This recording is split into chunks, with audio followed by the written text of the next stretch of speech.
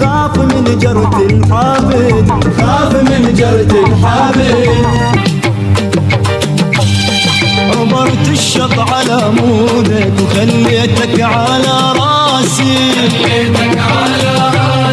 كل غطى احس بالموت وجوا اشهق انفاسي.